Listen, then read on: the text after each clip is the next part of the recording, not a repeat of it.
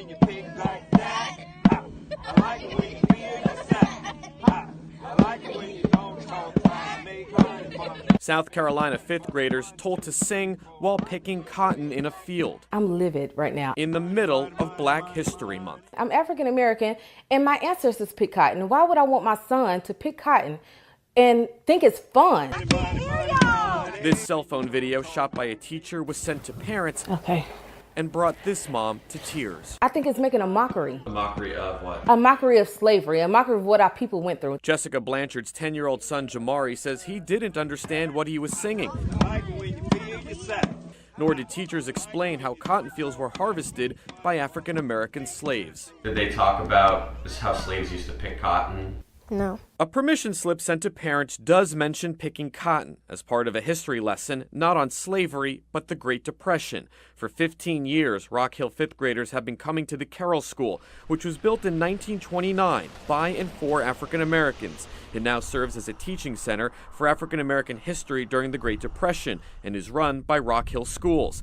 The district calls this, quote, a unique learning opportunity that promotes understanding about our past and helps students make real-life connections. They thought it was funny. Jamari says picking cotton was part of a game. He thought it was fun. It was a contest. Whoever picked the least amount of cotton had to hold the big sack called Big Mama. There is no race. The kids go out there and they pick, and the Big Mama concept is just it's humor. 81-year-old Wally Cathcart is an instructor here at the Carroll School, where he was also a student in 1943. The son of sharecroppers, this former cotton farmer now shows kids what he and his parents had to do to survive. We need innovation in the educational system, not just lecturing children, sitting them up in a classroom. School officials say they correct children if they mention slavery, saying this is about the Great Depression.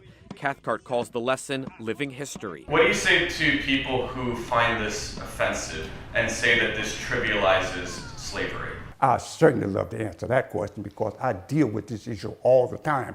One of the problems when it comes to African American people is that they fail to understand history in its proper context, and because of that, we're at a disadvantage today. I asked why they skip over the history of slaves being forced to pick cotton. That's when district spokesman Michael Frost stopped the interview. What did you want to say? Matt, that is not the topic of this interview. The interview is about the Great Depression. We have provided you documentation to provide that resource. You can continue the interview, but we're not going to go off script. Do you understand? This interview's over. We're done. I don't think they should have anyone picking cotton. As for Blanchard and her son, both support the Carroll School and its mission, but say this history lesson goes too far. I think it's misguided and maybe ignorance on their part. In Rock Hill, South Carolina, Matt Grant, Fox 46, Charlotte.